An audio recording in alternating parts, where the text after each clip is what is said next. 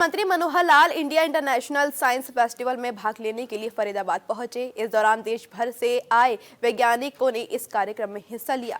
इस कार्यक्रम में मनोहर लाल ने कहा कि हरियाणा सरकार फरीदाबाद या गुरुग्राम जिले में से 50 एकड़ जमीन साइंस सिटी बनाने जा रही है, जहां देश भर के वैज्ञानिक अपनी प्रतिभा का परिचय देते हुए अपनी प्रतिभा का लोहा मनवाएंगे।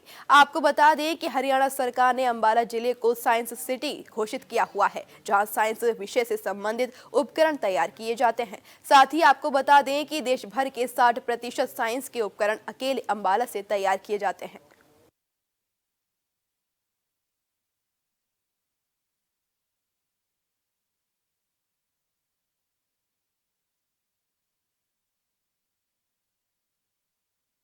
हरियाणा में भारतीय जनता पार्टी ने संगठन की दूसरी लिस्ट जारी कर दी है। पार्टी के प्रदेश अध्यक्ष नायब सैनी की ओर से 6 मोर्चों के अध्यक्ष नियुक्त किए गए हैं।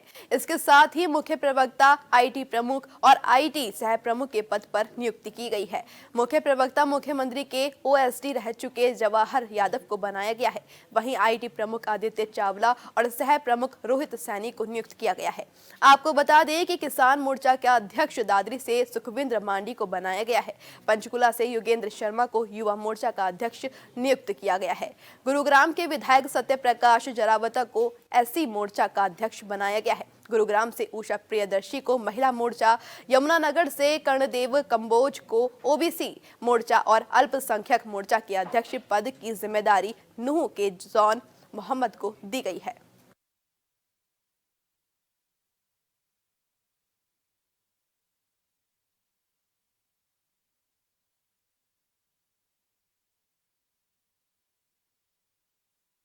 हरियाणा के गृह एवं स्वास्थ्य मंत्री अनिल विज तो गाना गाने के शौकीन हैं ही, उनके कमांडो भी कम नहीं है।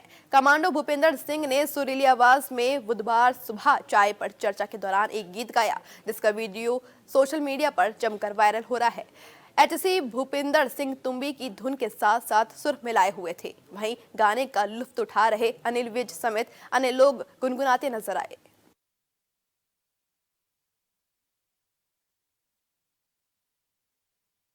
सिरसा डेरा प्रमुख राम रहीम ने पैरोल पर जेल से बाहर आकर डेरा प्रेमियों से 22 जनवरी को होने जा रहे श्री राम लला प्राण प्रतिष्ठा कार्यक्रम में पहुंचने का संदेश दिया है।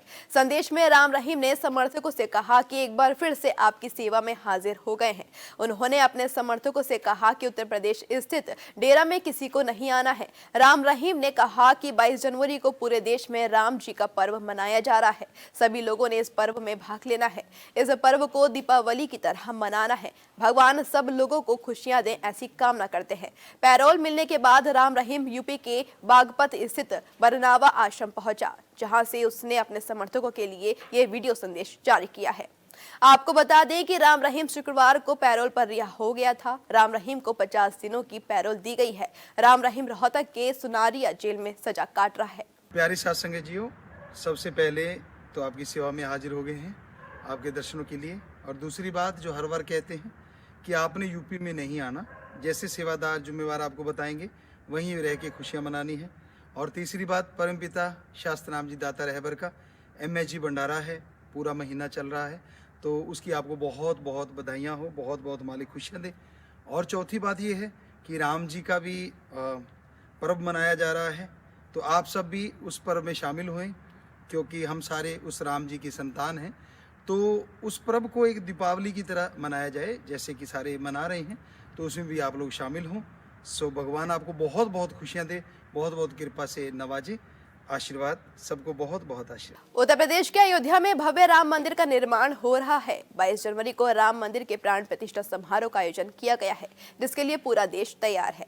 देश के कई राज्यों में रामलला के आने पर भव्य तैयारियां की गई हैं। इसको लेकर हरियाणा में भी जोरों शोरों से तैयारियां चल रही हैं। रामलला की प्राण प्रतिष्ठा के लिए 22 जनवरी को दोपहर 2:30 बजे तक हरियाणा के सभी राज्य सरकारी कार्यालयों और शैक्षणिक संस्थानों में हाफ डे की छुट्टी दी गई है। इसका मतलब है कि 22 जनवरी को हरियाणा के सरकारी कार्यालयों और शैक्षणिक संस्थानों में आधे दिन की छुट्टी रहेगी। अयोध्या में 22 जनवरी को श्री रामलला की प्रतिमा की प्राण प्रतिष्ठा में भागीदारी के लिए केंद्र सरकार की तर्ज पर प्रदेश सरकार ने भी सभी विभागों, बोर्ड निगमों, स्कूल, कॉलेज और यूनिवर्सिटी सहित अन्य प्रतिष्ठानों के सभी कर्मचारियों के लिए सोमवार को आधे दिन का अवकाश जारी किया है।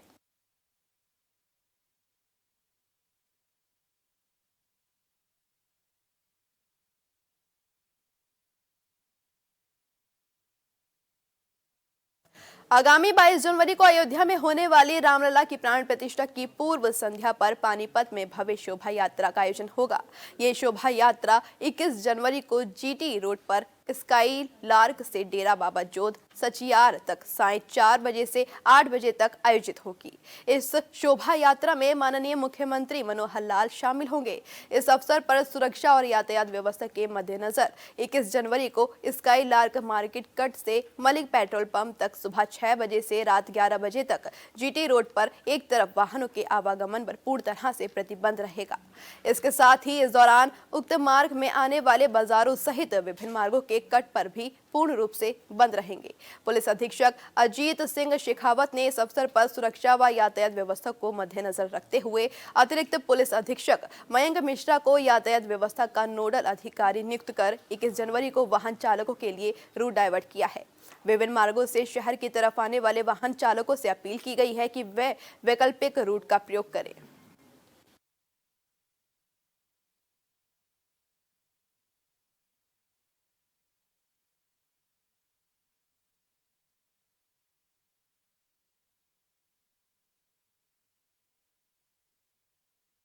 हांसी के भिवानी रोड पर स्थित बिजली घर में 132 केवी के ट्रांसफार्मर में अचानक आग लग गई। इससे आधे शहर को आने वाली मेन लाइन बंद हो गई, जिससे सुबह से बिजली कट लग गया और 15,000 से अधिक की आबादी को परेशानी का सामना करना पड़ा।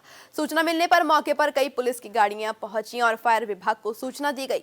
फायर ब्रिगेड की कई गाड़ियां मौके पर पहुंची और आग पर काबू पाने का प्रयास किया, मगर आग पर काबू नहीं पाया जा सका। बिजली विभाग के अधिकारियों के अनुसार ट्रांसफार्मर में तेल होने के कारण आग पर काबू पाना बड़ा मुश्किल हो रहा था। बिजली गुल होने के कारण बैंकों समेत सरकारी कार्यालयों और निजी कार्यालयों में कामकाज प्रभावित हो रहा था। वहीं शहर के कई क्षेत्रों के लोगों को काफी देर तक बिजली आपूर्ति बहाल होने का इंतजार करना पड़ेगा। आग लगने के कारण ट्रांसफार्मर का जंपर और डिस्क को नुकसान पहुंचा है और केबल भी पूरी तरह से जल गई है। घटना के बाद तुरंत बिजली कर्मी मौके पर पहुंचे। वहीं बिजली कर्मचारियों ने बताया कि आग पर काबू पाने के बाद ही बिजली बहाल करने का काम शुरू किया जाएगा, लेकिन अभी तक ट्रांसफार्मर की आग पर काबू नहीं पाया जा सका है।